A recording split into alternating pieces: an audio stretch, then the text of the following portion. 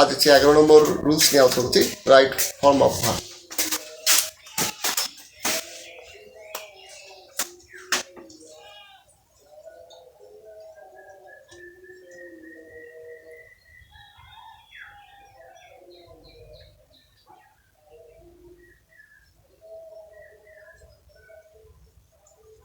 উডের দ্বারা শুরু হলে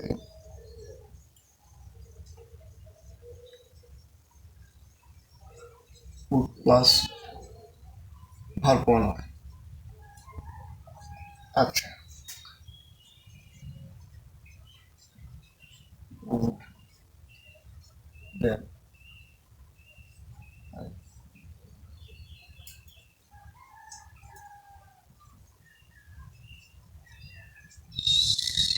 সাইড এগিয়ে। আচ্ছা, উডের দ্বারা শুরু হলে যদি কোনো সেন্টেন্সে উডের দ্বারা শুরু হয় তাহলে বুঝতে হবে এটি হচ্ছে এক্সক্লামেটরি সেন্টেন্স। আর ওই সেন্টেন্সটাতে যদি রাইট ফর্ম অফ ভার্ব করতে বলে তখন আমরা কী করবো? আচ্ছা, এই যে যদি কোনো সেন্টেন্সে উডের থাকে, উডের দ্বারা শুরু হয়, তাহলে দেখো এখানে উডের দ্বারা শুরু হয়েছে, তাহলে কি এইটার কী করতে হবে? যদি কোনো সেন্টেন্সে উডের দ্বারা শুরু হয় তাহলে আমাকে কিন্তু উড প্লাস ভার্ব ওয়ান, তাহলে হচ্ছে উড। আচ্ছা, বীর ভার্ব ওয়ান কি? শুধু বি, বি ভার্ব ওয়ান কি বি। আচ্ছা, এখন এক্সারসাইজ দিচ্ছি একটা। তো would that I just be a আচ্ছা প্রেসিডেন্ট, প্রেসিডেন্ট। আচ্ছা, would that I dash a president। আচ্ছা, এটা তোমরা বাসা প্র্যাকটিস করবা। ওকে, এরপর আমরা হচ্ছে রুল হচ্ছে 12 নম্বর নিয়ে আলোচনা করবো, right form of verb. Rule হচ্ছে 12,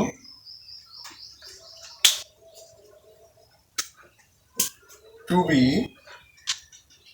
অথবা হ্যাভিং থাকলে কি ভার্ব থ্রি হয়।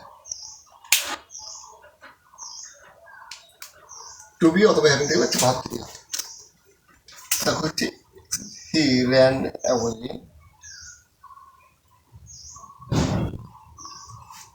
হি র্যান অ্যাওয়ে,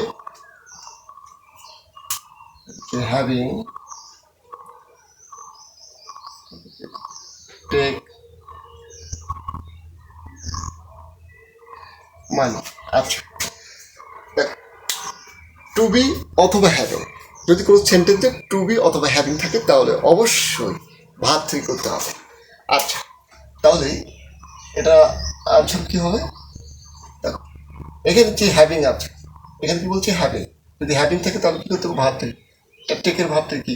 অবশ্যই এটা টেকে নাও, টেক, টেক টু টেকে নাও। আবার বলছি, যদি কোনো সেন্টেন্সে টু বি অথবা হ্যাভিং থাকে এরপরে যদি শূন্যস্থান থাকে তাহলে অবশ্যই ভার্ব থ্রি করতে হবে। আবার বলছি টু বি অথবা হ্যাভিং, টু বি অথবা হ্যাভিং থাকলেই ভার্ব থ্রি। নেক্সট একটা এক্সারসাইজ দিচ্ছি, the principal, the principal desired the notice to be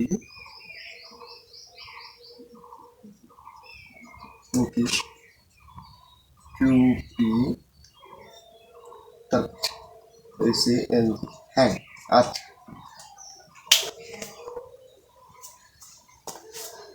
next একটা এক্সারসাইজ দিলাম, the principal deserve the notice to B hang. আচ্ছা, এখানে দেখো হচ্ছে টু বি আছে, কি আছে? টু বি আছে, তাহলে হ্যাংয়ের কী করতে হবে? অবশ্যই টু বি যদি থাকে তাহলে কী হতে ভাব, এইটা তোমরা অবশ্যই কাজ করবে। আচ্ছা, তারপরে পরে রুলস নিয়ে আলোচনা করতে যাচ্ছি। হচ্ছে 13 হচ্ছে আচ্ছা, 13 নম্বর হচ্ছে যেমন হচ্ছে ইট ইজ টাইম, তারপর হচ্ছে ইট ইজ হাই টাইম, তারপর হচ্ছে উইশ, তারপর হচ্ছে ফ্যান্সি। আচ্ছা, এগুলো যদি থাকে তাহলে অবশ্যই আমাকে কিন্তু ভাবটা করতে হবে। আচ্ছা, এগুলো যদি থাকে তাহলে আমাকে ভাব টু করতে হবে। আচ্ছা, it is high time, it's high time you crash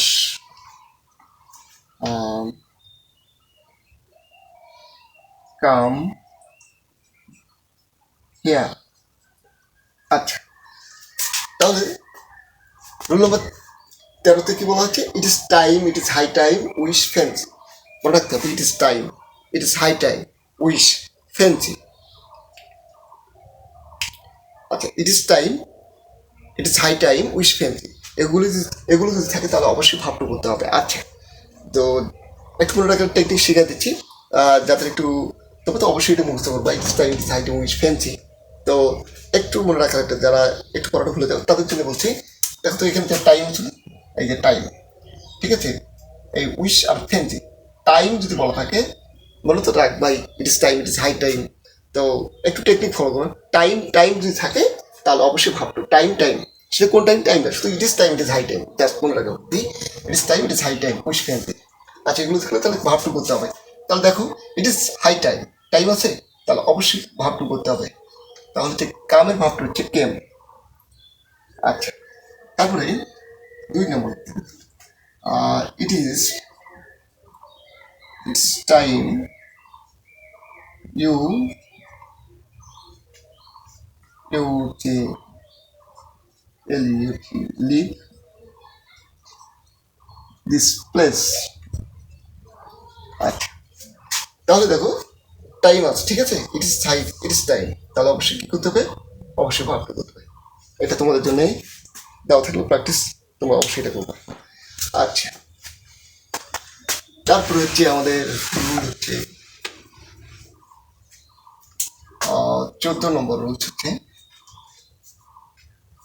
আচ্ছা, অ্যাজ দো, তারপর হচ্ছে অ্যাজ ইফ, আচ্ছা, as though R as if যদি থাকে এবং সেই সাথে যদি টু বি যদি থাকে, যদি বি টু বি যদি থাকে, তাহলে শূন্যস্থানে আমরা কি করবো? আমরা অবশ্যই অয়াল লিখবো, অয়াল। আচ্ছা, আর এগুলির অর্থ হচ্ছে যেন, এগুলো অর্থ হচ্ছে যেন, মনে রাখবা, অ্যাজ দো অ্যাজ ইফ মানে হচ্ছে যেন, অ্যাজ দো অ্যাজ ইফ মানে হচ্ছে যেন, আর এবং সেই সাথে যদি ভাবটা যদি টু বি উল্লেখ করা থাকে, টু বি মনে রাখতে হবে, শর্ত হচ্ছে দুটা, অ্যাজ দো অ্যাজ ইফ একটা, অ্যাজ দো অথবা অ্যাজ ইফ একটা থাকতে হবে, আর একটা কথা হচ্ছে টু বি কথাটা উল্লেখ করা থাকতে হবে। এই দুটার যদি থাকে তাহলে অবশ্যই টু বি, টু বি কি হবে? টু বিটা চেঞ্জ হয়ে কি ওয়ার হবে। আচ্ছা, এটা বলেছি, হি talks as if he dash তারপর to be a leader। আচ্ছা, তো সে এমন কথা বলে দেন সে যেন একজন আছে নেতা। তাহলে দেখো অ্যাজ আছে, অ্যাজ ইফ আছে, আমি বলছি কি অ্যাজ ইফ, এই দেখান তোকে অ্যাজ ইফ আছে, আর যদি টু বি থাকে তাহলে কি করতে পারো? এখানে টু বি আছে, অ্যাজ ইফ আছে, টু বি আছে, তাহলে কোনো কথা নেই, টু বিটা ভেঙে আবার কি লিখবো? আচ্ছা, ঠিক তেমনি হবে তোমাদের জন্য আরেকটা হচ্ছে প্র্যাকটিস দিচ্ছি। 2 নম্বর হচ্ছে he toss as as if the team in the teacher। আচ্ছা, আর ব্র্যাকেটের আছে কি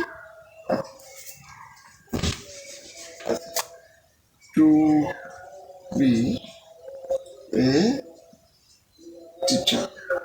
আচ্ছা, talk as if he dash a teacher.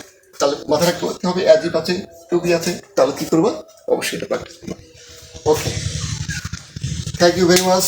আজ এ পর্যন্ত।